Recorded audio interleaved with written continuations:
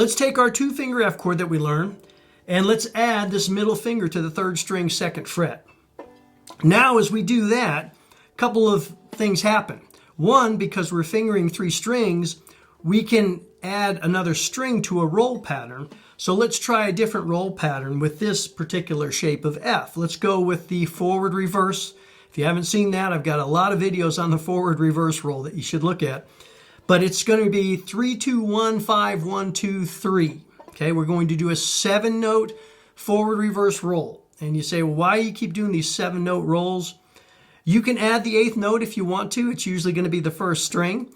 And so you have a barrage of 8th notes. That's great. But the 7-note roll is advantageous, I think, because when you change chords, it gives you a moment to think about where you're going, and you have that rest to get your fingers in position for the next chord, if there is a change in the chord.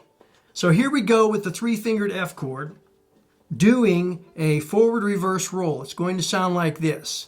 1, 2, 3, 4.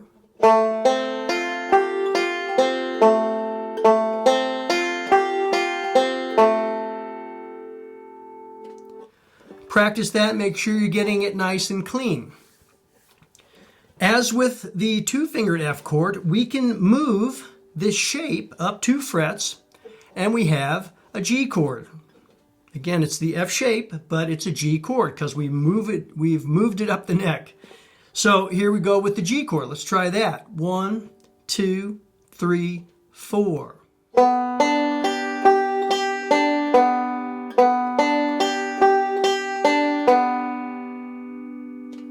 I'm going to get into different shapes for the D chord in another video, but I'm going to show you something that's pretty cool, I think, in terms of the D chord for this song.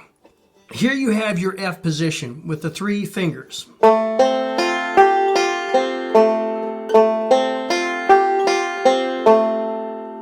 And here we have a G. Now we have to go to a D if we're doing Little Maggie, but other songs do it too. Here's a neat way to do that. Think of your F position here, your F chord, and bring your pinky off. And what are you left with? You might recognize this shape here. It's a D7th. And it works fine in this context.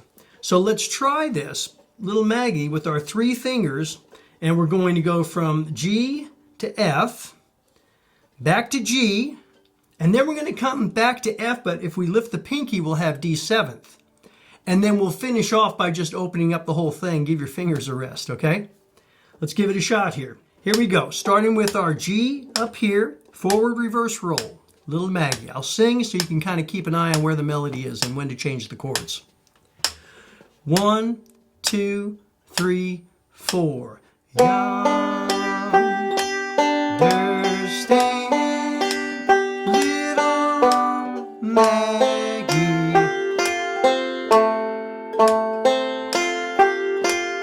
with a dram glass in her hand. Let's go to the second line now. Back to that G chord. Drinking away her troubles,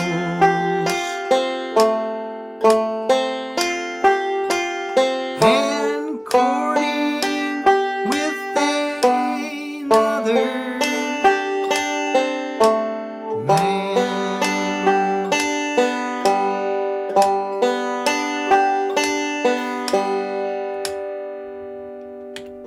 All right, that's a bunch to learn. We went over the 2-finger F chord, the 3-finger F chord, and we used that shape to learn how to make perhaps a new G for you. Maybe you didn't know that G was there before. We've learned a new D chord, which is this shape here. Again, this is a partial D. It's related to the full D shape, which would look like that. And then we learned that we can take this F shape and remove the pinky and get a D7th off of that. The main purpose of this video was to show you that you don't have to play or finger a full F chord in order to play an F chord in a song. I've been on a lot of different media sites, and usually when people talk about how do you get the F chord, there's always a few people that say, well, you just got to keep at it, keep working on that full 4-finger chord because it's so useful because you can take it up the neck. Yeah, it is useful, but it's a lot easier taking it 2 or 3 fingers at a time and being able to play songs as you learn how to play the full F chord. And we'll get to that in another video. So I'm going to finish off with a little bit faster version of this with the strum machine, but I'm going to be doing the exact same break that we've been doing. I'll do a forward roll version with the 2-fingered chord, and then I'll do a forward reverse version with the 3-fingered chord. Hope you enjoyed this video. Be sure to like, subscribe, and we'll see you in the next one. Little Maggie at 60 beats per minute. 2-fingered F chord. 1, 2, 3. Forward roll. 4.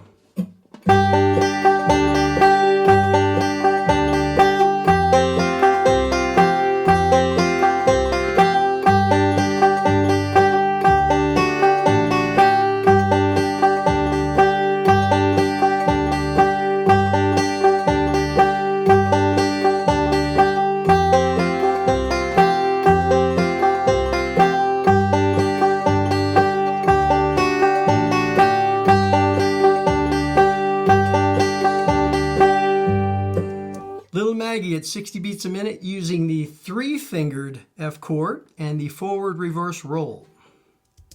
1, 2, 3, 4.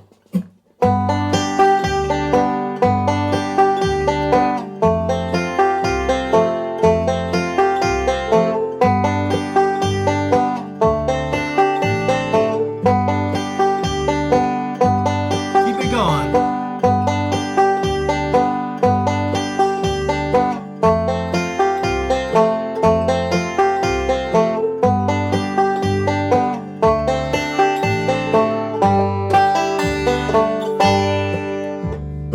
Let's try Little Maggie at 75 beats per minute using the 2-finger chord.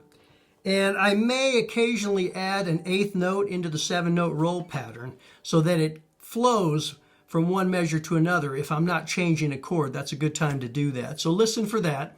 And but here we go with the 2-fingered F chord playing Little Maggie. 1, 2, 3, 4.